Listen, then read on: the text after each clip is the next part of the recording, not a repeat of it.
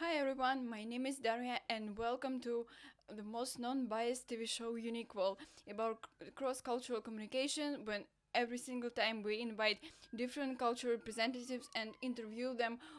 So, hi guys, please introduce yourself. How was your journey? Hi guys, my name is Anastasia. I'm from Latvia, and I've been living in UK for 5 years, so kind of know all this cultural difference. Oh, hi everyone.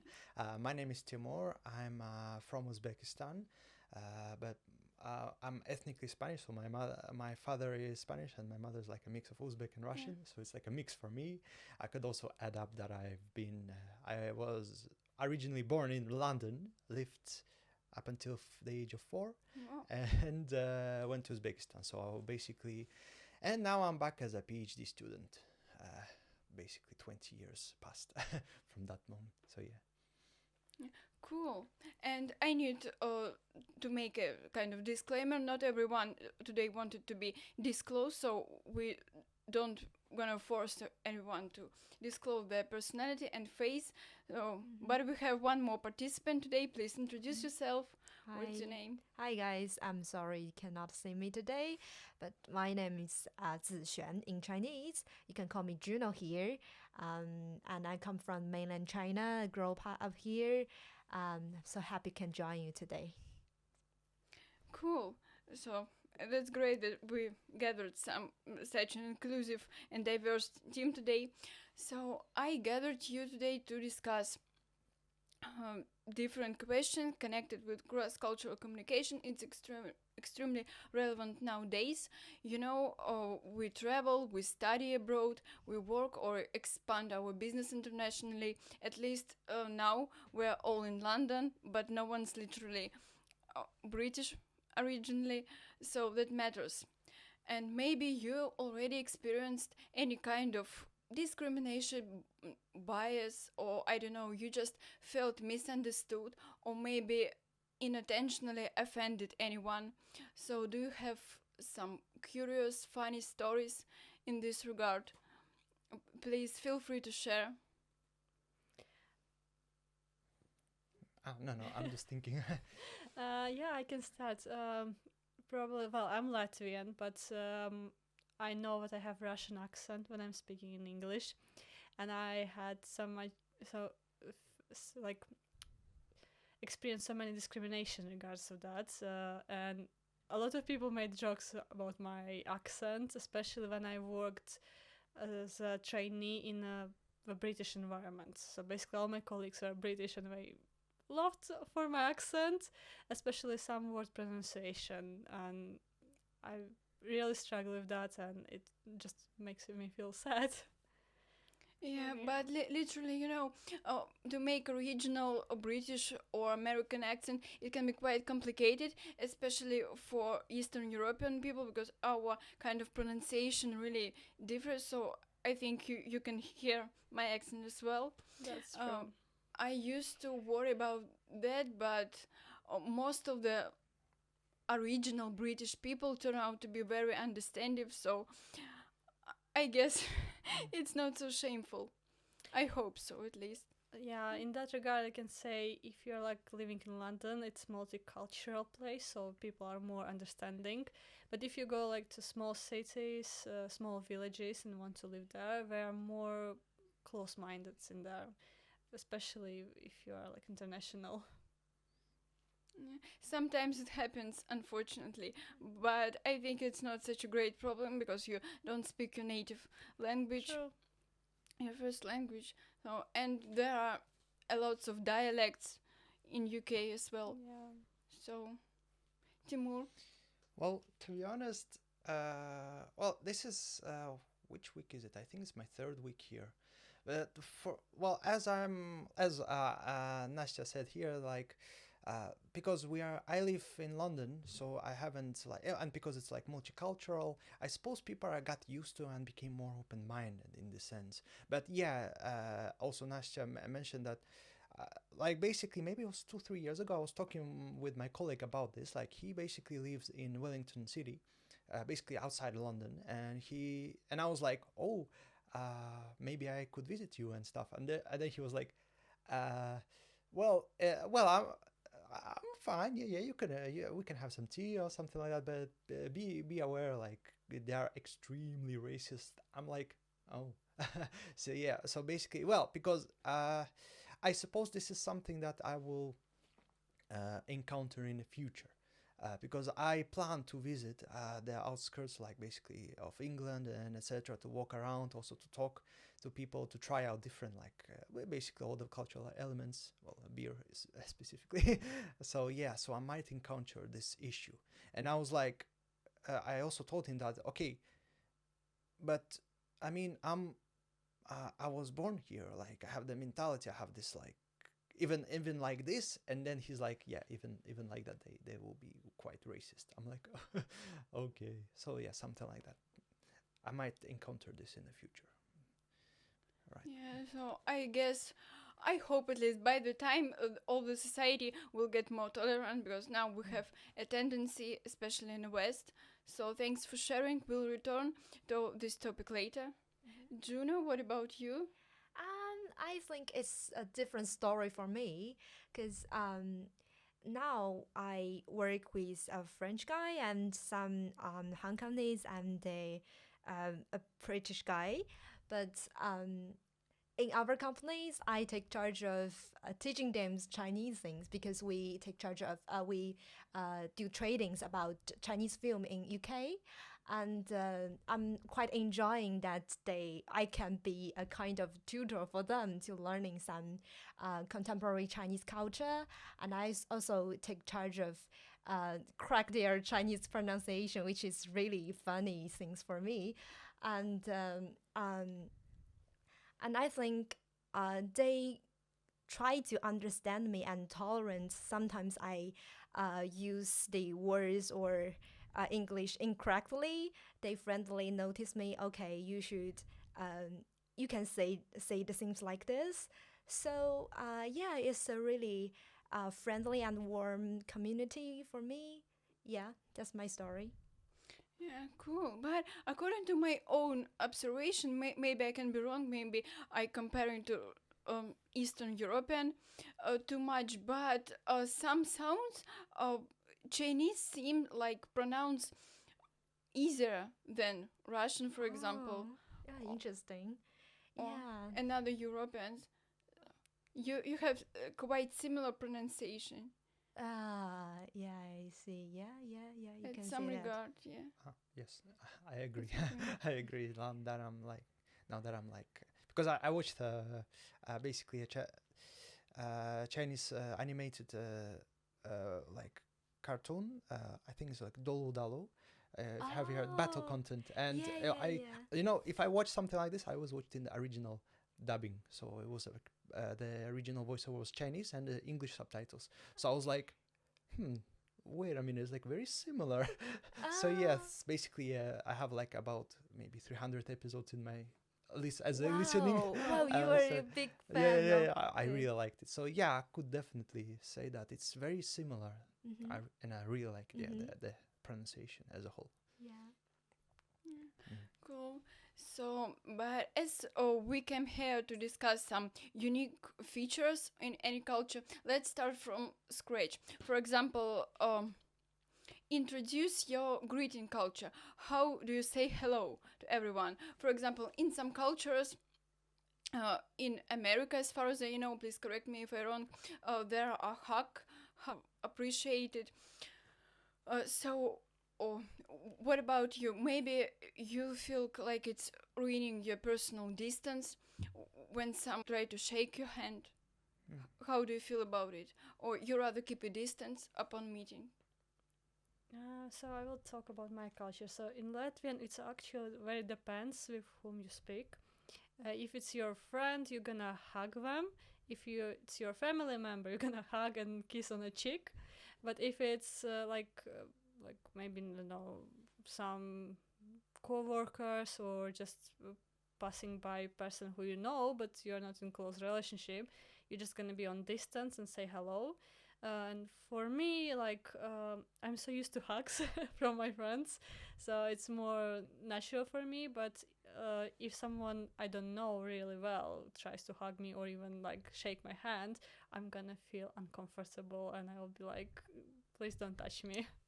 Yeah, I see. Do you think it's a culture pushed feature or your own, like a personality, not very tactile?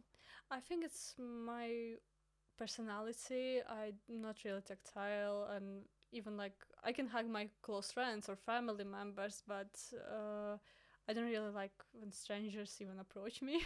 So Yeah. probably that's one. I'm Yeah. quite close minded in that. I mean, hugs are really a very sensitive topic. But what if just a stranger shake your hand upon meeting to express your respect? I mean, I don't really like shaking hands. I'm very sensible of that. And if stranger tries to do it, I probably gonna hide my hands in my pockets and say sorry. I'm not shaking. Yeah, it really matters when you know how to say no, That's true. and keep your distance, to set your own boundaries. So, what about Uzbekistan? Yes. As far as I know, there are differences between greeting a man and a woman. Well, about this difference. Well, to be honest, I never really saw this difference. I mean, in regards of the greetings, it's quite interesting. So basically, it's the standard greeting of Assalamu alaikum, like peace be upon you, and then it's like for example, if I say Assalamu alaikum, and then to you, and then you say also wa alaikum assalam, it's like you kind of, and peace be upon to you too. Like this is something. So basically, for example, if I meet a stranger, oh no, wait. Let me start from the beginning. So if I see a man older or higher in status, I put my hand on the chest, and then I say like "Assalamu alaikum," like this.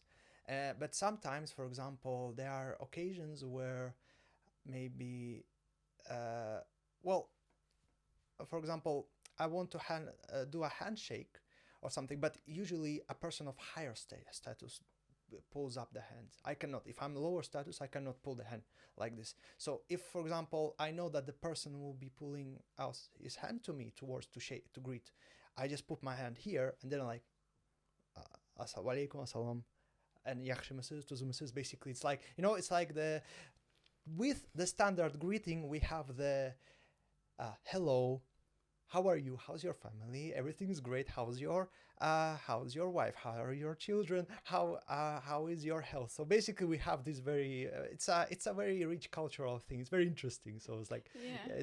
it's quite funny too. So yeah, and then but for the very close friends, it's like it's interesting. So for common friends, like you maybe like strangers and stuff like that, or maybe like boss worker relationship is just like the standard hand greeting. But for friends, it's like it's like this angle.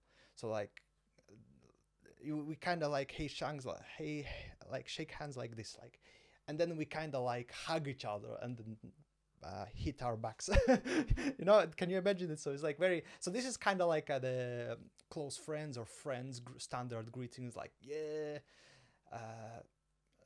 And to be honest, because we have both Russian and Uzbek schools, I've mostly been greeting in Russian with like simply hello, how are you, and etc. But because unfortunately I don't speak Uzbek, so I can't necessarily say how Uzbek speakers meet each other. Like, yeah.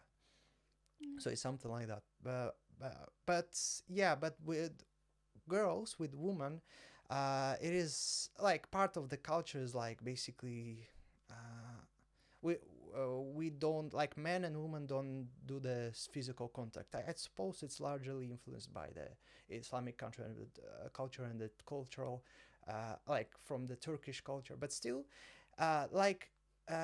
you can still, like, for example, some girls are open about this, like they can just like do a high five, but usually men don't do handshakes with women. This is how it is. But for me, I'm Yeah, like I I'm open. I could even hug, but yeah. So it's really something like that. Yeah, and also I think that matters in this regard, because Uzbekistan is a Muslim country Yeah. and Islam prevailed there. So I guess the difference between men and women are a bit more explicit. So they kind of separated. Yeah, but I would also like to add, like, even though the majority is like maybe 80% of are like followers of the Islamic religion, the country itself goes by the rule of law. Not, it's like it's not. It's basically the full name of the country is the Republic of Uzbekistan. Because usually some countries they have the Islamic Republic, but we just have the Republic of Uzbekistan, which we kind of have the secular ideology. Secular meaning having like this ideology of friendship of people, freedom of faith, and etc. So this is I see. Even if it's not your close connection, your close friends, or just for example a business partner. So business partner would be just like a simple handshake, like Simple. hello, how are you? Like, yeah, well, assalamu alaikum, wa alaikum assalam. To be honest, we also I would automatically add like how are you? How is your health? How is your wife? How is your children and etc. So it's like very nice. It sounds very nice. Exactly. When you're really interested in other person's life, private life. So I think yeah. I think like it's not even but it's like everything is like automated. So we just say it out loud, even though we are not like necessarily interested, but we just say it as like it's like part of the greeting, showing kind of respect, basically. Yeah, and I guess you also get annoyed if I start to tell you the whole story about my family relationships and stuff. Well, kind of, yeah. Yeah, I suppose so. I see. Thank you, Juno. What about China?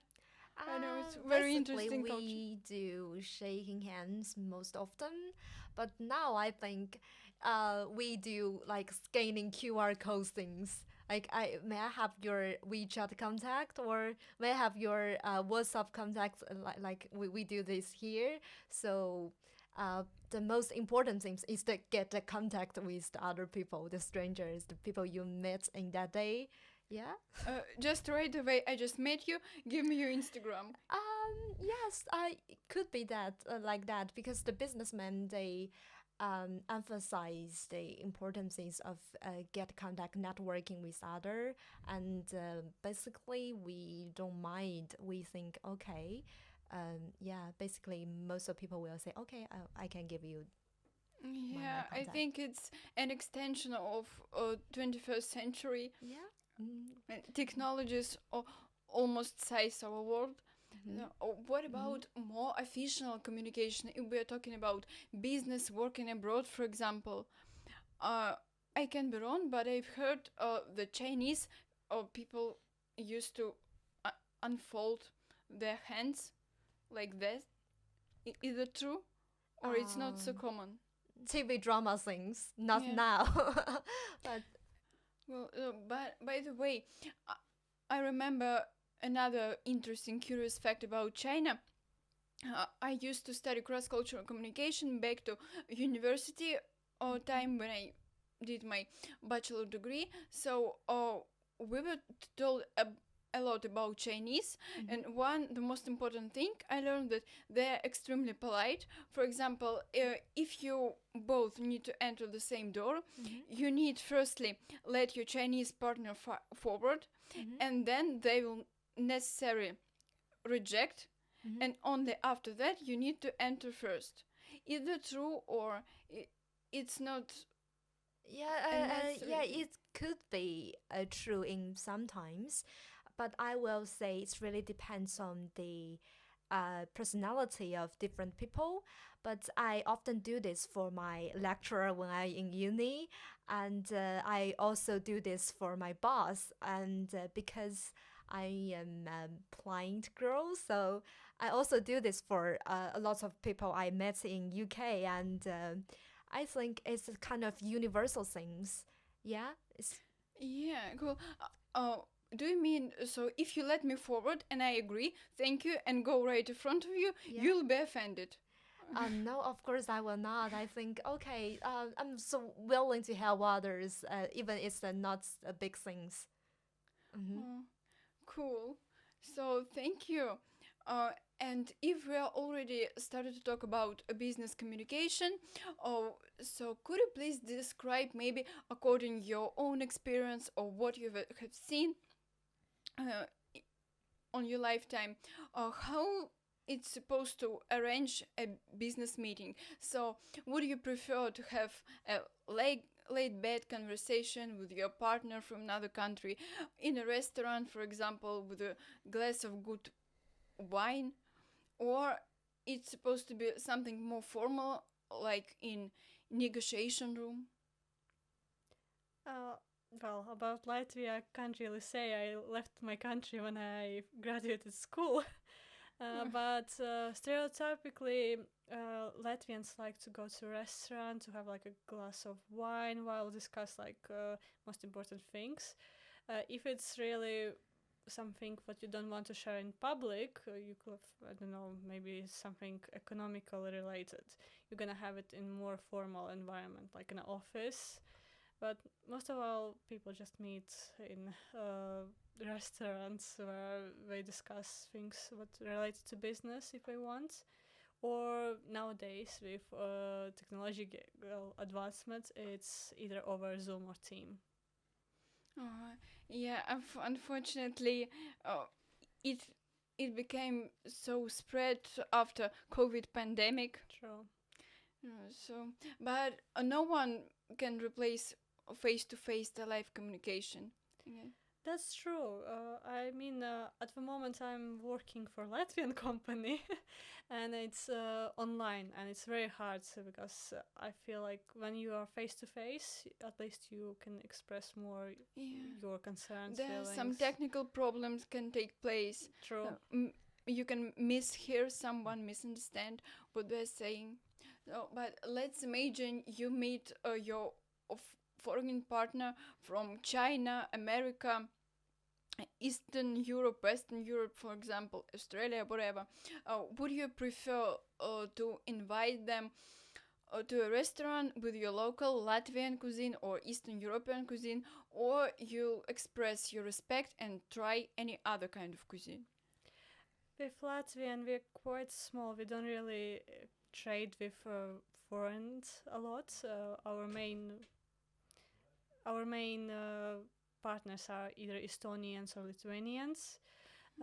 And most of the business deals that we do with them, we usually do like in a more formal way, offer them to office because our cuisines are very different and not really everyone can like them.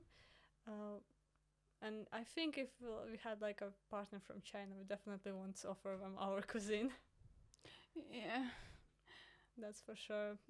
That's why I think Cool. it's more like in formal environments. Yeah, but you don't pay too much attention to it. You're quite confined and limited in your cuisine choice, and you don't really pick about it. Is it right? That's true. That's Yeah. true. I mean, our cuisine, I would say, is quite similar to Russian because Russian culture did influence it a Yeah. bit, but we are mostly not picky people. We will eat anything. Yeah. Okay. Cool. So Timur. So yeah, so basically I've came up a bun. So basically it is how it goes. So it depends. For example, if it's two business people from Tashkent, well nowadays they would go to like a restaurant. Maybe they would just like eat and then talk. Basically, just like maybe formal, informal. You know, it's like it's a mixture. But to be honest, I would say that they mostly go for informal. Maybe some cafes, some restaurants. Maybe well, if they want to be very very formal, the businessman could usually invite to like the business partner to the business office, like to maybe there will be some kind of like greeting or meeting hall, something like that, and they would like talk about the company and etc. But if my business partner were from the outside, I suppose automatically, I mean, well, we Uzbeks have this has hospitality, like I think like Yeah. yeah, so we are very hospitable no matter the person, Yeah. because the moment you said like a person from far away, I was like, Okay, so I have this word. So like we have the choihona and oshhona. So choihona is basically a tea house, but Yeah. a traditional Uzbek tea house. So I would say, okay, you're my friend. Let's go drink some tea and have some, like, basically I would just order the best tea, order the best pilaf, the samosas, basically show him the the whole collection of the Uzbek cuisine, and we'll just chat about ourselves a bit and do like some business over a cup of And like then black tea. smoothly switch to Yeah, yeah, business yeah, yeah, yeah. topic. Yeah, So this is that's true. Uzbek people have already been famous with hospitality. But if we return into religious matter again, so any special arrangement, for example, you were invited to another country for business. How your foreign partner is supposed to act to express your respect. Uh, I know that praying time is very important for every Muslim representative. So, will it be necessary to prepare a prayer room? Hmm. To be honest, for this specifically, I'm not really sure. But if we're talking about on the territory of Uzbekistan, right? Yeah. We have a lot of mosques in a city, for example, of Tashkent. Well, for example, if I were to make sure about this, okay, I know my business partner does praying. Okay, so I just look at the timetable of praying, and I just like see, okay, I just basically make arrangements. But usually I would just make the arranging spot closer to the mosque because they usually prefer going. Well, I'm agnostic, so I'm not attached to a religion, so Yeah. I can't say for sure, but I would basically, but I do respect, so that's why to show my respect, I would accommodate, find a meeting spot closer to the mosque because, well, to my opinion, they prefer praying in mosques, or maybe, well, if it's far off me for the mosques and I really need to have a business partners and the business partners are followers maybe of different religions, so I would open a I would like think of opening a prayer room in my of like in my meeting room in my business, Yeah, something like I see. So it's more civil society, just as Russia is. So religion there is not obligatory. Yeah, yeah, yeah. So we're basically very secular. We Yeah. have like a lot of cultures, especially we have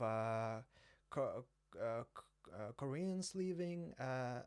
Then we have a lot of Tajiks, Samarkand especially, and they have like there's their own, they all have their own branch of their language. Interesting. So Yeah. we have Iranians also living.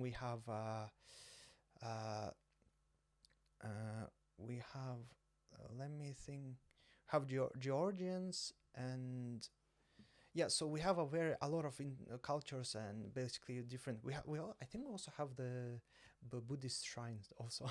So basically, yeah, it's very secular. Yeah. Well, Tashkent. Cool. And what about China? Mm-hmm. So, how do you prefer your ideal business meeting to look like? To fully appreciate your partner, Mm-hmm. which kind of arrangements should they be aware of? Okay, because my parents are businessmen. Yeah. So from my observation, most of times they will invite their potential business partner to their office and have meeting or talk about the business things. And most of times they also invited the business partner to tea room, like yeah, what we mentioned above.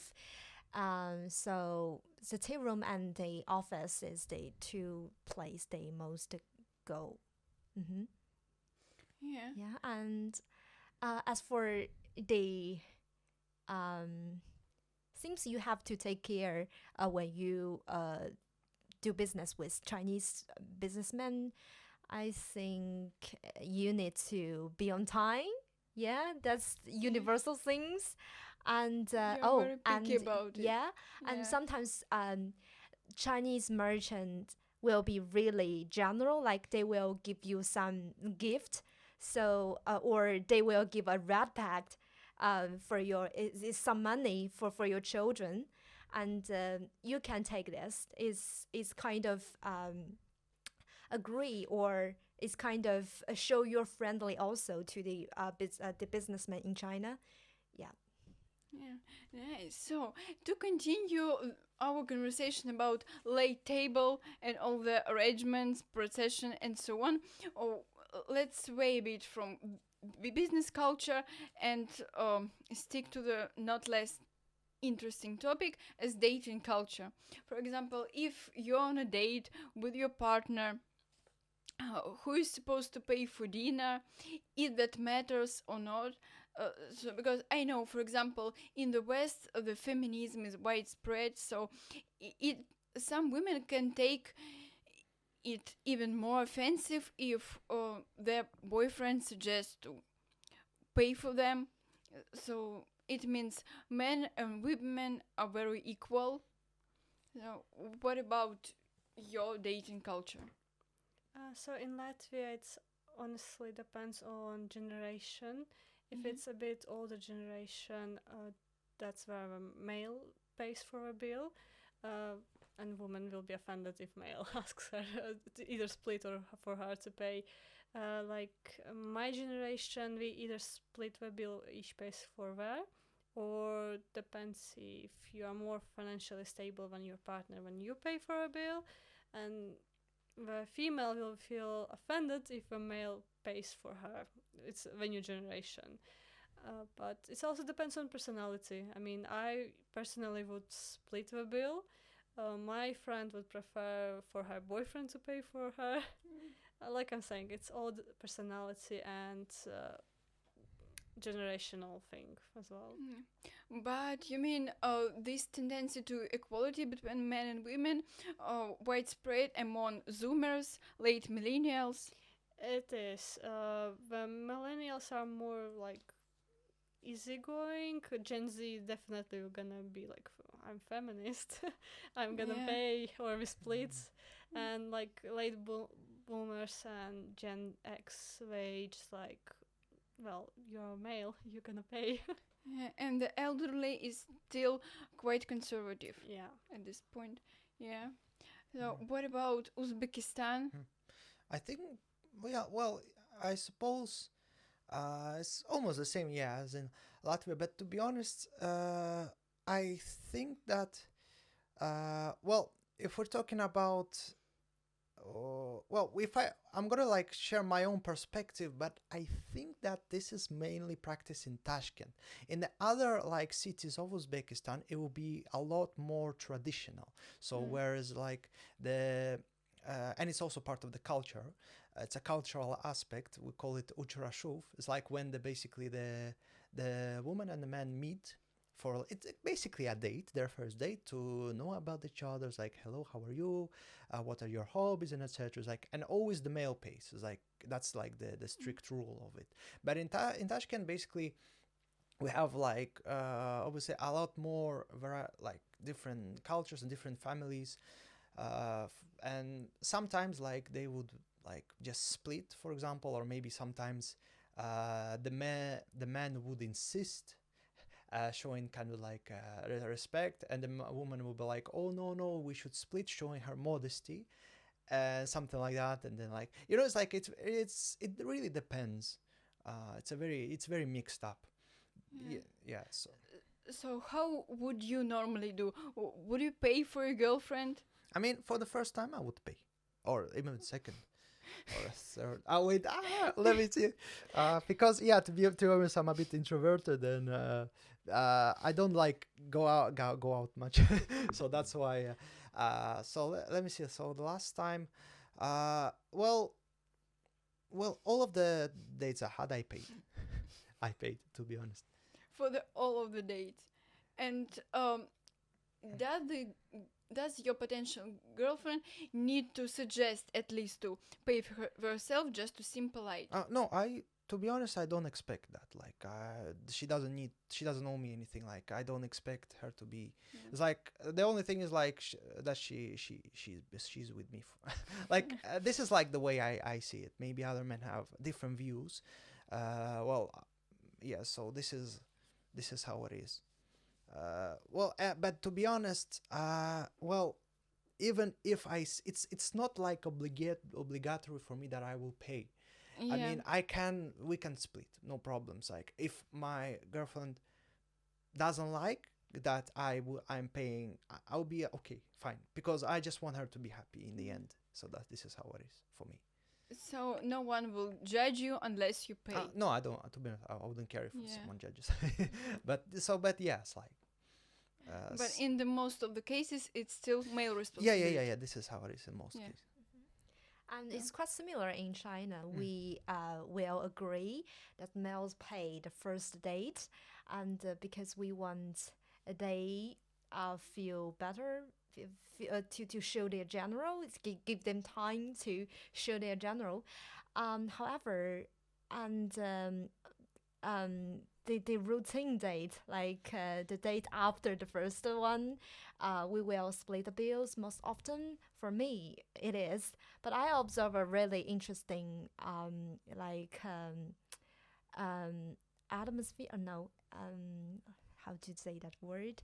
So it's really important. It's interesting things that some of the couples, they will let males pay for the bill, for a party, for a double date, for 4 people, and the girl will give the split the bill, even money, with their boyfriend after the date. So basically, the men pay first, and we split it later. So we can the male can show their general, but Yeah. we still can get the gender equality, something Yeah. like that. So you mean men should first showcase their Yeah. intention to pay their willing, Mhm. and you, as a polite woman, will refuse and say we'll split it anyway. Yeah, and later is the things between the couples, and after the date we will split it. After the Mhm. day when the relationship are quite serious. No, I think she means the man gonna pay for the bill, but Yeah. after the dinner date is finished, the woman gonna give half of the Half of bill the- back, like money I back. see. Interesting. So, as we touched upon at some point feminism, let's return to the language features. For example, here nowadays we can't imagine English without the word they as a gender neutral word when we don't know for sure the gender of the person we're talking about, like doctor, teacher, partner, and so on. In Russian, according to my experience, there are more and more so-called feminitives occur, which means we add feminine-like ending on the word, doctor, teacher, blogger, and so on and so forth. So, is it practiced in your culture? I haven't heard something like that in Latvian culture, at least not in Latvian language. We use some words, I would say it's very hard to explain, but we use some Russian words translated to sound like Latvian if we want to express gender difference. For example, like doctor. In Latvian, it sounds completely different, but and it's only like a male profession and only like a Yeah. male word. But we use Russian word to express what it's female doctor. Yeah. But I that's see. how it it must is. be funny. We don't really change anything because Latvians are quite controversial. We don't like to change how we are. It's so if the word is supposed to be gender neutral, so you don't know the sex of the person for sure, you can still use masculine version, which is appropriate for both gender. Yeah, that's what we do. I mean, in our case, it showcases that we, as a woman, can stand equally on the same ground as a male and but treated like the same, even if we don't change the word. Yeah, I see. What is about your language? Well, to be honest, I never had a chance to learn Uzbek com- completely, but Really? as proficiently. Yeah, I mean, because of the fact that I was mostly in I mean, I was mostly in a Russian-speaking environment, and basically, and also English because I studied in the partner University of Westminster in the capital of Uzbekistan, Tashkent. So but and I studied in Russian school, but still, I do know about this. If I'm not mistaken, there is the U in Uzbek means that basically it's like universal, like they. About she and him, about like the she her pronouns, the male and female. I'm not entirely sure. I think that it's purely neutral, if I'm not mistaken. Like the language is like a neutral. There are like there is no definitions. Like it's everything is like neutral. We use u for mostly everything, like their, this, like this thing. But I might be mistaken. So yeah, I can't fully answer. Yeah, so this is how it is. I see. And what about China? Are there any special adjustments for non-gender words, or the opportunity for non-binary people, for example, to express themselves? Any special pronounces? No, not really. Because we think we have to say that in mainland China's the gender equality, it is the fact, and the female is a really important part of our society. So I will not say that because it is a fact. It is obvious things. No one will take care of the things, and no one will create a new word because in our general idea, we think we take it for granted, and that's the true is equal. It is equal. I will not say that. Yeah, there's no specific terms to differentiate different genders in a professional position. Yeah. Yeah, You think it's neutral word, or primarily masculine? no, no, but sometimes we will call really knowledgeable women female, like the professional in professor in uni. We called it 先生. It's the same word, means Mr. or gentleman, or the male. So we call 先生 as the really academic female in academic word, in academic field. If that comes, yeah. Very interesting. So it was hard for me to understand, to be honest, because of my limited knowledges, or no knowledges at all about Chinese language. But still, so returning to the languages, I can't avoid such an important conversation.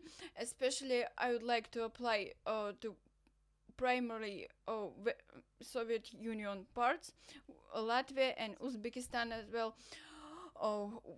What is the situation around Russian language? Does the government try to abandon it in the current situation or not? So I heard you, Timur, you said you primarily speak Russian and don't really speak Uzbek language. So it's still not judged, not abandoned. It's like your native language in schools, in family. Yeah. So basically, yeah, about this, like we necessarily don't have like this is a problem because for us it's just like culture. Like to be honest, it's necessary, and I don't think it will be abandoned like maybe in 20, 30 years or maybe even more than that because yeah, you know the word gastarbeiter in Russian. So yeah, so that explains everything. Basically, well, well, I suppose most uh, some part of population from Central Asian countries they go to Russia to work. So this is Yeah, basically they exactly. use Russian as their work language because this is like the pathway to earn money and to come back and to like yeah. So basically, this is the language they use to earn money for most of the population. So I suppose for this specific reason, um, it like we won't abandon it. Well, in any case, like it's the way I see it, it's kind of nice. I mean, in terms of the cultural sense, like for me, knowing a language is like opening like the gate to a castle, to another new world. So yeah, and in terms of the Russian language as a whole, yeah, as I said, we do have like Russian schools, Uzbek schools, and I suppose also the Karakalpak schools. Uh, Mm. so yeah, so basically the students can study in It's Russian mixed. and in Uzbek. So, you're entitled to your own choice, either to speak Russian or Yeah, to yeah, yeah. speak Uzbek. To be honest, but yeah, still, so that yeah, to be honest, I never really felt. I mean, let me think. I don't think that there were any even occasions or even small events about even saying something bad about like Russian language as a whole. There weren't anything. So well, Mm. because of the Yeah. fact that yeah, people go to And Russia. based on what you just mentioned, the migration Mm. to Russia for working, didn't the percentage of migrants change? Uh, ah, you mean due to some factors or? Yeah, did it decline? Well, to be honest, I'm not really sure. I think maybe it fluctuated. Well, I think it just like it's the same. I mean, just by the way, about this, just like a couple of days ago, I even saw like the leader of like our region, Sarkhandario, I think, basically called everyone. There were a lot of men there, like talking about how like they're basically what they do after coming back from Russia to work because they usually spend money on the weddings and the cars and stuff, fancy stuff. And then he was saying like, "Hey guys, could you please spend your money on the education of the children?" So something like that. Yeah, but I mean, Mm.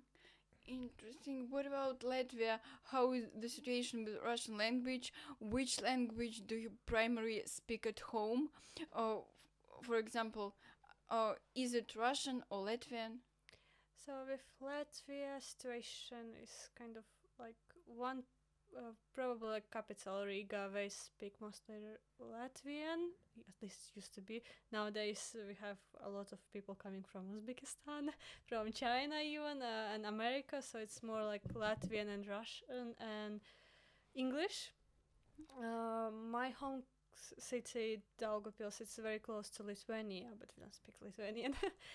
It used to be more a Russian-speaking city, and for a joke, we were called Small Russia. But nowadays, you can hear more young people talking in Latvian, so it's more like integrating back to like Latvian language.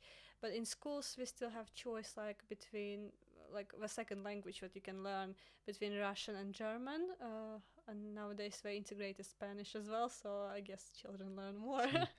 They're gonna be clever. Yeah. But You yeah. mean you're naturally bilingual and both language are your native?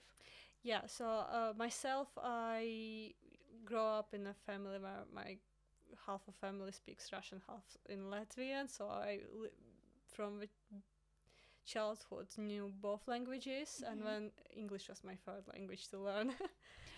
But mostly with my family, I speak Russian, at least with my close relatives, because that's their main language. And then older generation, we speak Latvian, and I speak with them in Latvian. Yeah. So it's hard for me to imagine. So, for example, you can speak Latvian during the breakfast and then Russian during the dinner. Kind of. It could be both languages at the same time, even. I could speak Cool. with my dad in Latvian and with my mom in Russian, sitting on the same dinner table. Yeah, exactly.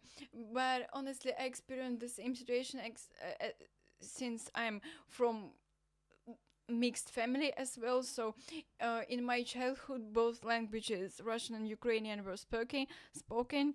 But my grandparents were originally from Ukraine and lived there for their whole lifetime until recent times, so they prefer to keep on speaking Ukrainian, and my dad was kind of against it since I needed to go to Russian school and learn how to speak Russian properly, but I turned out to speak both languages fluently as my native.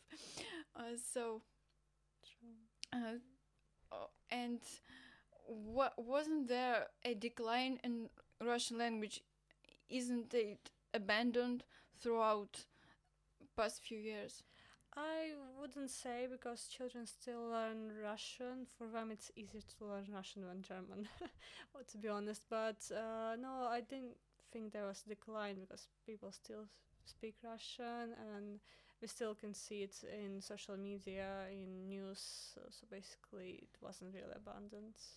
Oh, by the way, regarding this, if you happen to have, you will have like next podcast, right, with various people. So, Yeah. uh, well, I have been in Georgia and Azerbaijan for the Yeah. last couple of years, and I noticed that they some they somehow have this thing like hate or something. I'm not sure how to say it, but they prefer not to speak Russian. If even if they know that, so I've noticed this in those countries in Georgia, Azerbaijan. So if you happen to have like people from there, they could like tell their own like vision, because I looked at it from the perspective of a tourist. So yeah, so that might be something you could like research too. Yeah. Oh, Interesting. Thank you. I think I'll delve into it later on. But as we already started this conversation, I need to remind you that all the questions are completely optional and voluntary. So if you find some topic quite sensitive, you don't have to reply. mhm. But what is the situation with tourists, as you already mentioned, immigrant from Russia or Ukraine? If we mean the military conflict we're talking about, because I need to say so. I neither support or denigrate any point of view, any stance at this point, but it it depends a lot on media in a specific government and access to the media. Or we still can experience language barrier, digital divide, and so on. So we don't have normally access to all the media sources to juxtapose the media coverage. And some of the topic, including military conflict on the global level, can be covered differently. So, what's your main point about this conflict in your country? Or maybe you faced yourself some bias or discrimination against Russian or Ukrainian, uh, to tourists or to migrants, some Hmm. hatred. I will probably pass on this question. Sorry. Yeah, I think I Well, see. to be honest, for me and to most of the people in Uzbekistan, we just want everything to be alright and good. Like when we just want like everything like to be without the deaths of people, like to be there, so that there will be peace. That's it. And I could talk about the people who came from Russia when the situation started, and there was some also from Ukraine coming to Tashkent. We call them the relocanti, the relocants. I mean, oh well, even though it was it looked like a swear word, no. So basically, it's like people who come and to kind of find shelter. So it will. That also, by the way, the fact that most Russians came to Tashkent to kind of live and to take shelter until like everything like calms down, because they kind of didn't want to go to the army, obviously, to throughout their life. So basically, well. We switched on our hospitality, and we gave them their home. Like they found themselves very like comfortable. They were very, by the way, adding to the point about Russian, the language, they were very surprised and very pleasantly surprised that we talked in Russian, because they thought that it would be like impossible to communicate, but they find themselves in a very pleasant situation to communicate. You mean both sides of the conflict? Well, to be honest, about this, I never really saw about like concerning, but the thing is, to my opinion, I always divide politics from the people, and to be honest, Exactly. I even once in a while I see Ukrainian and Russian like friends just talking about life and stuff and like laughing. I'm like, okay. So yeah, so this is well, about that I can't necessarily say. So I'm not really sure, but yeah, we just want everything to be alright. That's it. Yeah, I got your position, so you just prefer to Neutral. stand aside Yeah, and yeah. don't stick to any position. So Yeah, the weather is good. Yeah, something like that. So yeah. This is yes, how we. so do normally it's not discussed Yeah. between friends, between average people. Yeah. It's really good that you mention it, because sometimes people, unfortunately, don't separate average citizen from its government. It's really disappointing. But to be honest, I need to say that something also exaggerated a bit. For example, moving to another country, to UK from Russia, I was really intimidated. It was daunting for me to think how I would be perceived. Um, I was afraid to meet some bias, some discrimination, but I was incredibly surprised to get to such diverse and inclusive ambience. All the people I met so far were extremely kind to me. So I think that the globalization played a huge role in that. At least we have access to multiply versions of media coverage. We can evaluate and think critically. For example, I normally search for BBC, for New York Times, comparing to the Russian and Ukrainian media, so just to understand the full scale. And to be honest, the truth may be somewhere in between. Yeah. So Oh, about that. So I was also warned, like, to just be careful, like, because we don't know. We see the whole thing. And we're like, maybe we should be careful talking in Russian while we are in those heavy countries, and especially UK, US, and like some European countries. So yeah. So when I arrived here, I was like cautious about talking Russian, and yeah. basically, and we were last time we were talking in Russian, and I was observing other people. Maybe they were like doing some like, what are you doing? I'm like, that's taboo or something like. But then I was like, I didn't notice anything like that. There was like people really like are open minded here, I would say. Very inclusive. That's right. Inclusive, yeah. Especially latest generation. Mhm. By the way, guys, if you came from different countries and live here, which media sources do you primarily use? You still stick to your native Chinese, I don't know, Latvian media, or you watch uh, local YouTube channels, local TV channels, read local newspapers. So, when do you exert the information? Mostly the local ones like BBC News or well, my background is bachelor's in business media, so I use a lot of like financial newsletters like Time, Financial Times, and the Guardian. That's the ones I use for the news, and I quite trust them. I would say. And what what kind of channel do you trust mostly, or you just try to compare, juxtapose? So mostly I'm trying to compare like I do want to believe like a guardian, but we all people, we all sometimes can make mistakes or write more biased.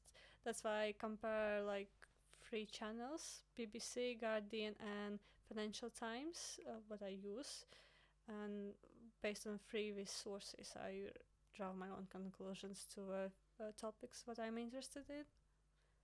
Yeah. And are there any Russian TV channels, for example, in Latvia? Do they still exist on the television, on the market? That's hard to say because I haven't watched TV for a long, long time, and I'm not really interested in it because myself and my family we use streaming platforms such as Netflix and Disney Plus, for example. We use them to watch TV, and it's mostly based on American, British TV series and movies. But I suppose it still exists if there's market. So, what do you think personally? Which kind of media prevails in your country? Was it still influenced more by Western society or Eastern? That's honestly hard to answer because I think we take from both of them. We don't really Mixed. we don't really concentrate on one side. We kind of mix them. But it's still possible to reach the Russian news, for example, in your ambience. Yeah, it is still possible. So, what about Uzbekistan? It's still the former Soviet Union part. Yeah, we still basically have access. We still even have people watching the national Russian, like also, but and also some. Well, to be honest, like it might be like in the morning they watch the Russian shows, and in the evening they watch the Uzbek ones. Yeah, it's a very mix. So it's basically yeah. But for me, for example, I don't watch TV. If I want to look at the news, I just open Telegram, and there we have the couple of channels, local newspaper like news basically agencies. They just talk about what's happening in Tashkent, maybe something good, something bad, something that we should be I should be cautious of. Maybe someone is arriving. For example, like the mother of Elon Musk. That was like a surprise. So yeah, something like that. If I wanted to look at the news of overseas, because they also cover overseas news, but mostly if there's something big, something very, very, very big. But at the global level. Yeah, global level, something like that. But if I wanted to check out like how it's going in other, to be honest, I just Google. Yeah, as Nasha said, like maybe the Guardian, maybe the Telegraph. Yeah, so yeah, if I wanted to know something specific about one, like for example Russia or China, maybe Russia, for example, I open the Russian newspapers, because if I read if I wanted to know about stuff happening in Russia through a US based news agency, I would get something different rather than if it was a Russian like news anchor or something like that. Oh, I see. So if you notice some controversial in media coverage related to global issues, you do your personal research, compare Google News. Yeah. I just basically just do comparison. For example, I'm personally interested in Japanese culture, so I sometimes I'll go there, and I suppose they use among the Asian countries like China, Japan, Korea. Do you use Bilibili or? It's purely. It's a quite popular. So that's what I like to read sometimes. That's interesting. So yeah, it's basically covering everything, the whole or specific Chinese. Translation. And Bilibili, I think the original platform is offered for the big animation fans. Both for the Japanese animation and the Chinese animation, but now it's for everything, any genre, any format. Yeah. So this is basically if I wanted to learn specific, I just use their own ones, because to be honest, like once, as you said, like I was very confused, because once I opened a US a news anchor, and it was telling some stuff about like maybe like Russia, and I was like, wait, it's a what? Then I was comparing. I was like, what? How? I mean, both are correct, but both are okay. This is strange. So yeah, something like that. So I just now just go for the local ones. Yeah.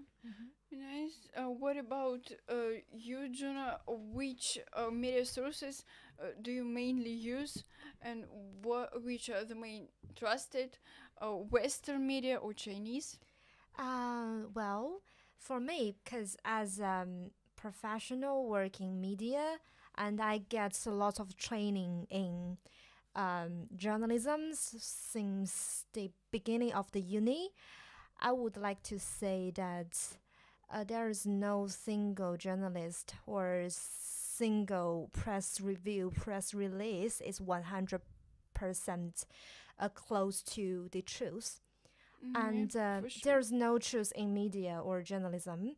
You have to keep your own judgment. You have to think about, you have your own idea and own thinking. So that's really depends on your personality and your judgment. For me, I will absorb all kinds of information, both from West and East, and dozens, lots of channels I will take information. But when I studied in China, I used to use the VPN to get more information from West. Yeah, And I exactly. also will read some press release in China. And now, because get the Western information is more convenient, so I still do the same thing, but it's more complicated or more difficult for me to get the in-times information from mainland China and Taiwan and Hong Kong. Do you agree that journalism need to be objective? Yes, obviously, it needs to be objective, but the objective always be in comparison, like you have to be relatively objective, always be relative, because you grow up in different culture, Yeah, in it influences you yeah at some point. context. So obviously you have different view, different opinion, and I respect all kinds of opinions and view from different religions or country. But I only believe in one thing is the peace and the human rights. Yeah. Yeah. But what's your personal point of view? Do journalists express their opinion in media because of their own terms, their own imagination, or it's kind of surveillance? They need to stick to specific position. Oh. Sorry, I cannot answer this question.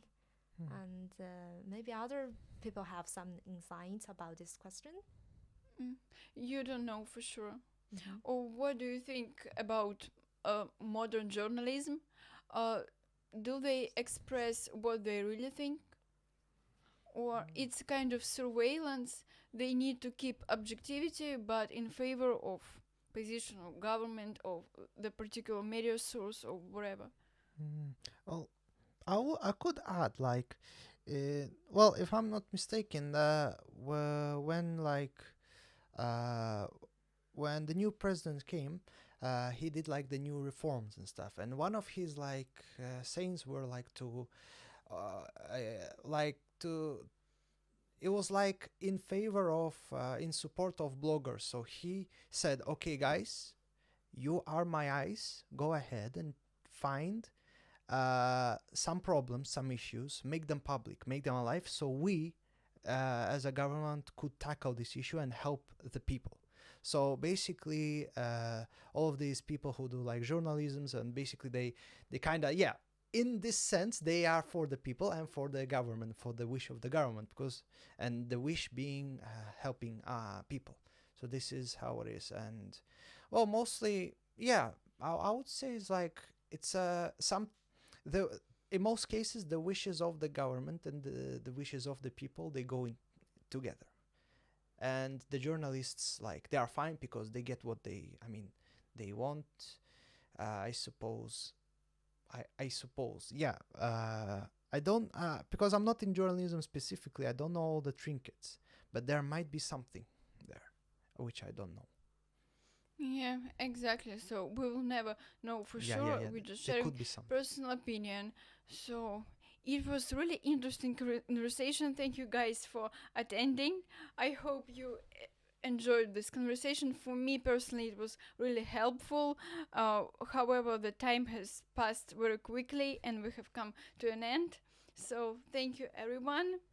Stay tuned and keep in mind that everyone is unique and equal. Thank you. Thank you. you.